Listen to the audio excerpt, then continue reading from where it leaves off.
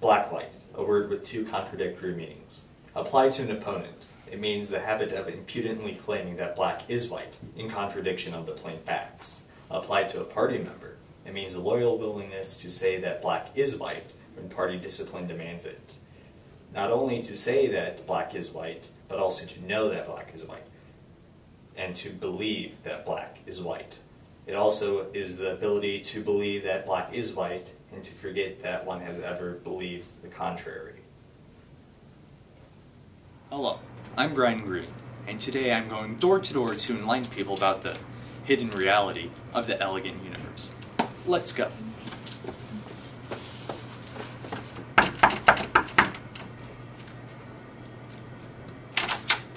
Hello? Hello, sir. I'm preaching the good news of M-theory. May I come in? That's the problem with education in America. It's just full of a bunch of rednecks who don't know anything about science and will not fund the necessary programs or lengthen the school days. So let's try another door, since that last one failed. Hello, madam. I'm preaching the good news of M-theory. May I come in? Oh yeah, come in! Welcome to my home. Can I offer you some Kool-Aid? Thanks for the offer, but I think that I shall abstain from such. Alright. My name is Brian Green. I am a physics professor at Columbia University. First off, thank you for your warm hospitality. I really, truly appreciate it. Have you heard the good news of M-theory? Well, I've heard of M-theory, but I don't know exactly what it is. That's okay. A lot of people have heard of it, but don't know what it is. I would cite as evidence of why people don't know is because science is underfunded in our country. We need to give more money to science research. But apart from that little spiel or whatever, M-theory is a contender for a theory of everything. So, what's a theory of everything? A theory of everything is when you have a mathematical model that describes all the fundamental interactions of matter and energy in our universe. Tell me more. According to science, all matter is comprised of atoms. These atoms are in turn comprised of smaller particles called subatomic particles. These subatomic particles are comprised of even smaller particles called elementary particles. So logically, one would conclude that given that all thing is based off of a smaller object, that these elementary particles would be comprised of an even smaller object, and that is strings. Tell me more about these strings you speak of. Well, just like a string on a guitar, which can oscillate in many different directions, these strings vibrate in such a way as to act like an elementary particle.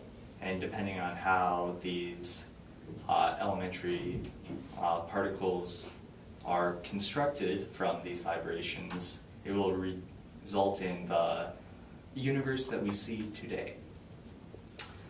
Makes a lot more sense.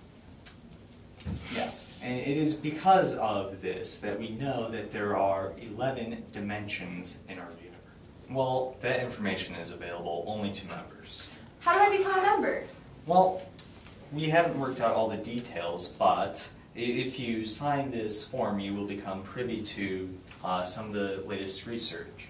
Okay, do you want me to sign in my blood? I think this... Oh, okay, sorry.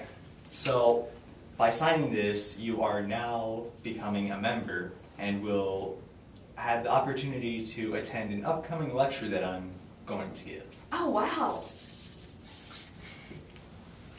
Thank you for your time. Let us hear the word. Here is a theory that resolves the central dilemma confronting contemporary physics, the incompatibility between quantum mechanics and general relativity.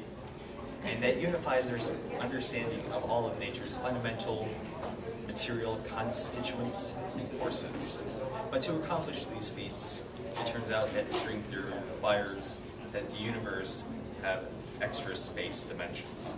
Here's why. According to Einstein's general theory of relativity, the three spatial dimensions and the one dimension of time can be thought of as a fabric, such as this. And gravity is the result of the bending of the space-time fabric. So if we look at it from a profile, if we have an object with any mass, it will distort the fabric of space-time, and depending on how much it distorts the fabric of space-time, it will also cause gravity to a certain extent. Now, back in the 1930s, a man named Kaluza came up with the theory that, like gravity, which can be explained as a change in the three spatial dimensions, that the electromagnetic force could also be explained as a result as a distortion of the fabric of some dimension. But the problem is, it couldn't be a dimension like we know it, where we have length, width, height, or time. So we needed a fourth dimension. But this fourth dimension must be small, extremely small, compactified. It would be like if we took a magnifying glass, and over here we would see curled up at every point an extra dimension of space. And these extra dimensions would distort, allowing for electricity and magnetism to occur. And working off of this idea, it was shown that in order to account for all of the fundamental forces of nature, that we would need 9 dimensions of space. So at every point, you have length, width, and depth, as well as 6 other dimensions of space. And these extra dimensions are the habitation of strings. Now, strings are the fundamental constituents of all matter, and they vibrate within these extra dimensions in order to produce all the particles that we see, which will eventually comprise atoms, molecules, and larger compounds. Yes, I see that we have a question over here. What is the math behind string theory? That is reserved for premium members only, so you will have to pay an additional membership fee in order to receive the math behind it. I'm Ethan Seagull, and you might know me from the National Geographical Science blog, but string theory is an unphysical pile of garbage. Not true, as the good book says.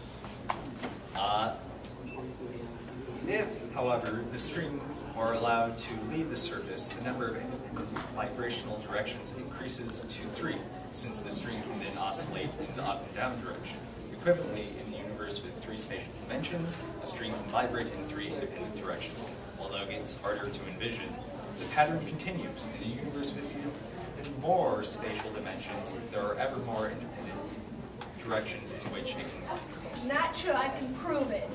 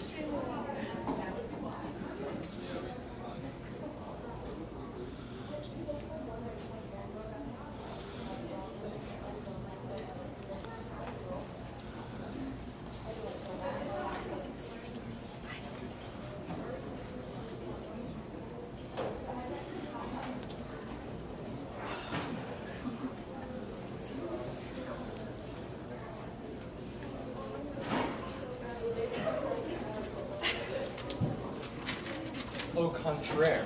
You see, if we look at the equation,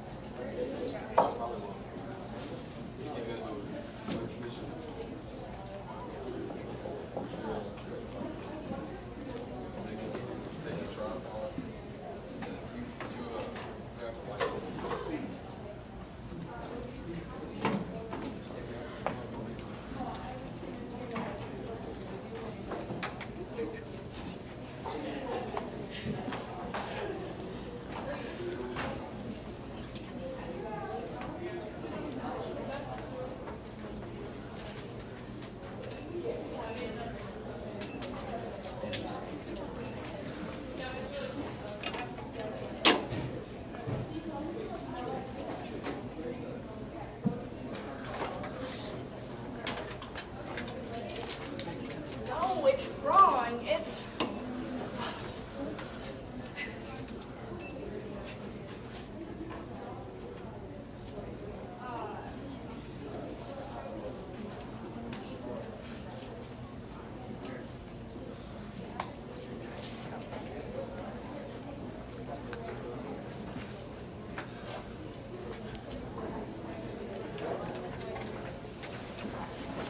See? Proven.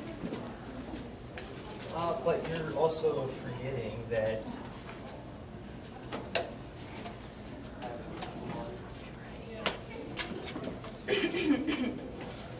To me, death isn't a fearful thing. It's living that's cursed.